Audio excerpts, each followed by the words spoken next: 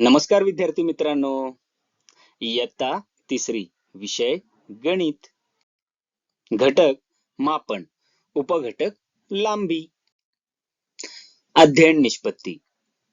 विद्यार्थी metre, kilometre, gram, kilogram, litre इत्यादी प्रमाणित एककांच्या साहाय्याने लांबी, अंतर, वजन, वस्तुमान आणि धारकता यांचा अंदाज व त्यांचे मापन करतो.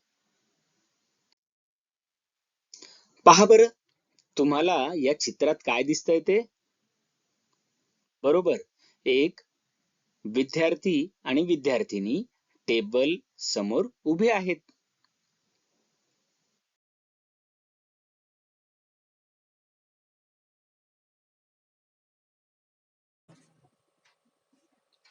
एक, दोन, तीन, चार, पाच, सहा, सात. 7 विती लांबीचा टेबल भरला.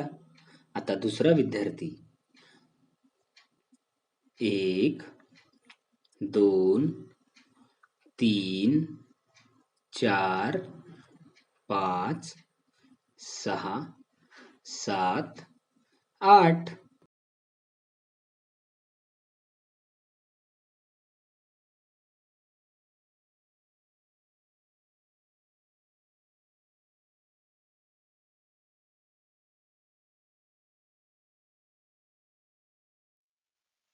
असं का झालं बरं? की ज्या वेळेस नंदूने टेबल मोजला तर टेबलाची लांबी 8 विती एवढी भरली आणि सोनूने टेबल मोजला त्यावेळेस ती 7 विती एवढी भरली. बरोबर, कारण नंदू हा सोनूपेक्षा लहान आहे, त्यामुळे त्याची वीत ही लहान आहे. त्या कारणाने त्यामुळे नंदूने ज्यावेळेस टेबलाची लांबी मोजली ती 8 विती भरली, म्हणजे सोनूपेक्षा 1 वितीने जास्त भरली.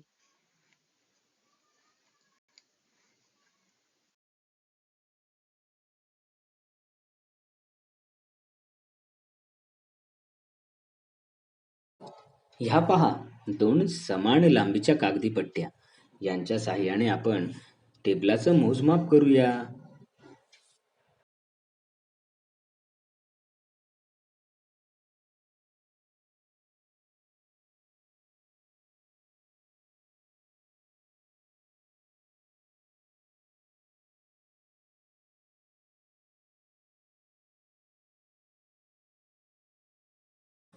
कागदी पट्टीच्या साहाय्याने आता आपण टेबल मोजूया.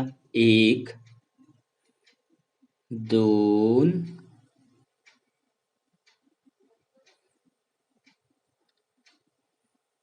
3, 4, 5, 6,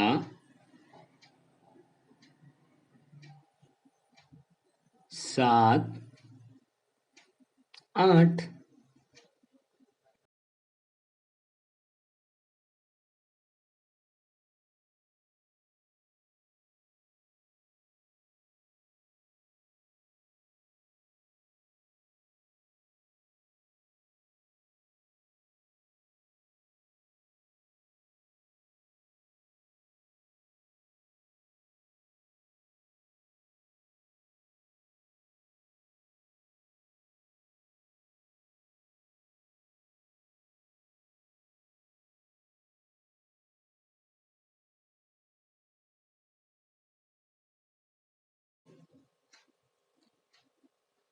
एक,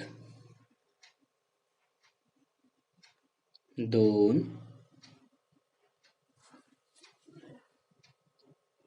3, 4, 5, 6, 7, 8.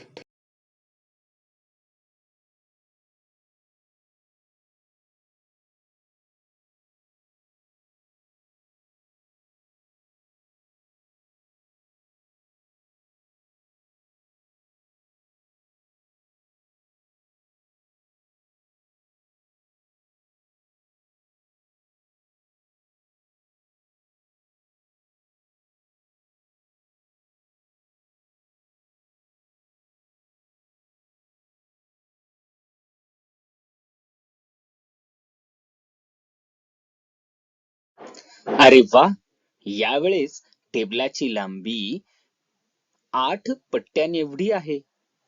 ज्यावेळेस अरे वा, यावेळेस नंदूने टेबलाची लांबी मोजली, त्यावेळेस टेबलाची लांबी ही 8 पट्ट्यांएवढी भरली. आणि सोनूने मोजली, त्यावेळेस सुद्धा 8 पट्ट्या एवढीच भरली. असं का झालं बरं? कारण आपण त्यांना सारख्याच लांबीच्या पट्ट्या दिल्या होत्या. त्यांची लांबी सारखी असल्यामुळे एकाच वस्तूची लांबी सारख्याच साधनाने मोजली तर ती समान भरते. बरोबर ना? खूप छान. आता याच कागदी आता याच कागदी पट्टीच्या साहाय्याने आपण खडूची लांबी मोजायची का?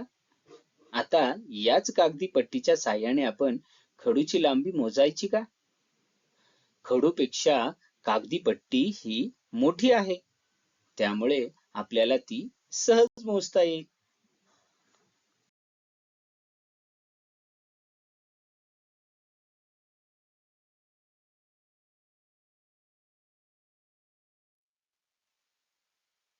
आता याच पट्टीचा उपयोग करून आपण प्रवेशद्वाराच्या 2 खांबातील अंतर मोजूया का? नाही. का बरं? बरोबर.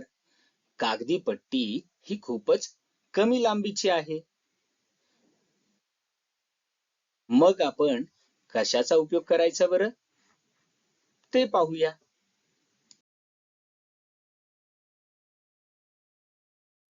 कागदी पट्टीपेक्षा दोरी ही थोडी लांब आहे आणि त्यामुळे प्रवेशद्वार मोजायला आपल्याला कागदी पट्टीपेक्षा दोरी ही लांब आहे, त्यामुळे आपण सहजरित्या प्रवेशद्वार मोजू शकतो.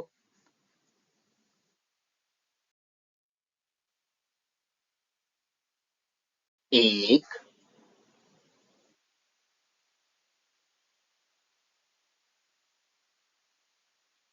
2,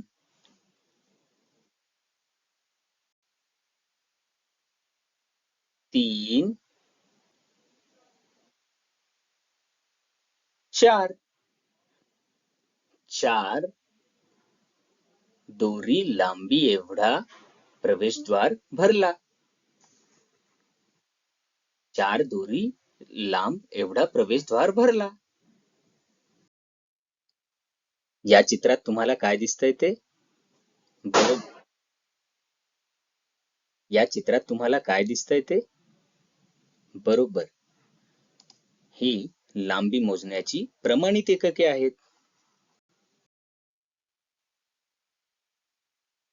यापूर्वी आपण प्रवेशद्वाराच्या 2 खांबातील अंतर दोरीच्या साहाय्याने मोजलं होतं. ते पट्टीच्या साहाय्याने मीटर आणि सेंटीमीटर मध्ये पुन्हा मोजूया.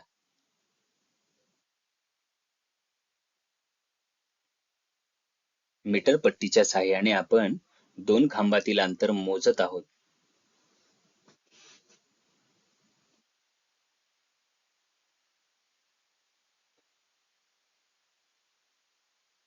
दोनशे 64 सेंटीमीटर.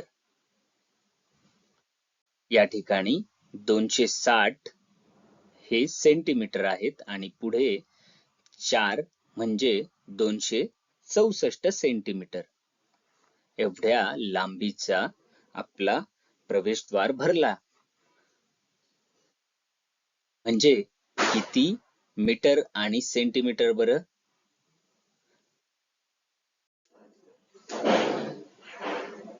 चला तर पाहूया. 100 सेंटीमीटर म्हणजे 1 मीटर आणि प्रवेशद्वाराची लांबी भरली होती 264 सेंटीमीटर म्हणजे 2 मीटर 64 सेंटीमीटर. बरोबर ना? लक्षात आलं तुम्हाला? खूप छान.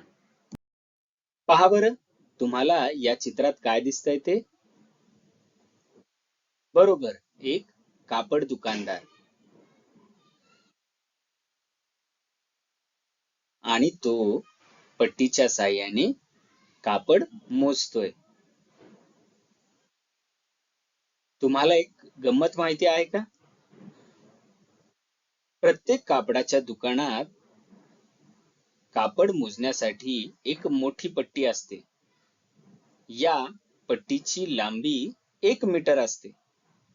मीटर मीटर हे लांबी मोजण्याचे प्रमाणित एकक आहे. 1 मीटरचे 100 समान भाग केले की प्रत्येक भाग 1 सेंटीमीटरचा असतो. 1 मीटर म्हणजे 100 सेंटीमीटर.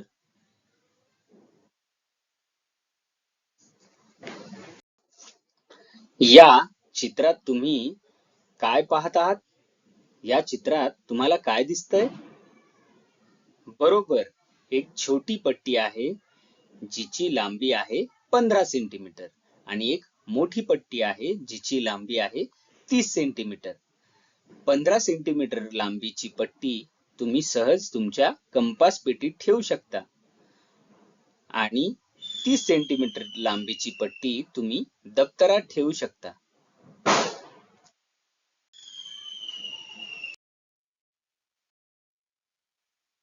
या चित्रात जो खडू दिसतोय त्याची अंदाजे लांबी किती असेल बरं? बरोबर, खडूची अंदाजे लांबी 6 सेंटीमीटर. यापूर्वी आपण कागदी पट्टीच्या साहाय्याने खडूची लांबी मोजली होती. आता आणि यापूर्वी आपण कागदी पट्टीच्या साहाय्याने खडूची लांबी मोजली होती आणि एक अंदाजे देखील खडूची लांबी सांगितली होती. आता प्रत्यक्ष प्रमाणित एककाने म्हणजे पट्टीच्या साहाय्याने खडूची लांबी मोजूया. बरोबर, खडूची लांबी 7 सेंटीमीटर एवढी आली.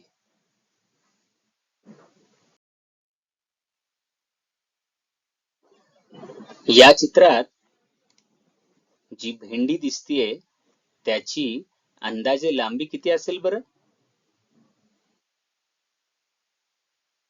छान, भेंडीची अंदाजे लांबी 10 सेंटीमीटर.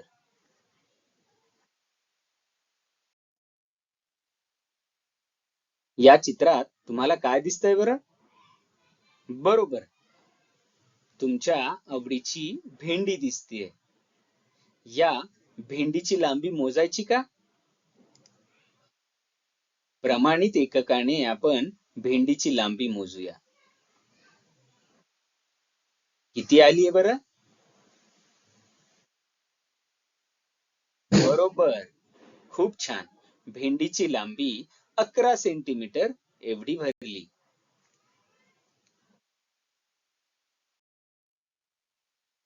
चला, आता थोडा घरचा अभ्यास करायचा का?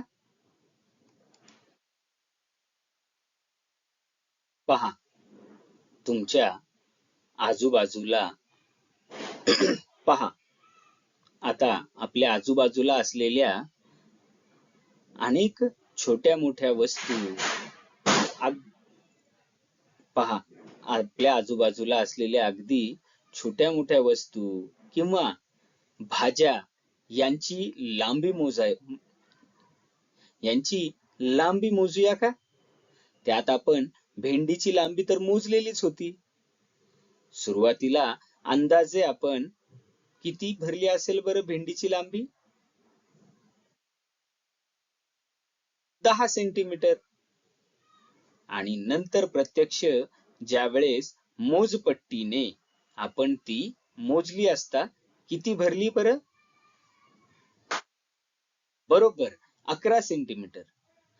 मग अशाच पद्धतीने आपण गवारीच्या शेंगेची लांबी, मिरचीच्या रोपाची उंची, ज्वारीच्या धाटाची उंची, वडाच्या झाडाचा घेर आणि आवारातील 2 झाडांमधील अंतर हे सहज मोजता येईल ना?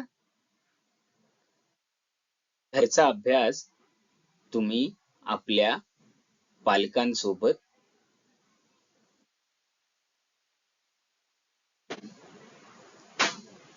खूप छान. मग नक्कीच हा अभ्यास तुम्ही घरून करून या. चला तर पुन्हा भेटूया.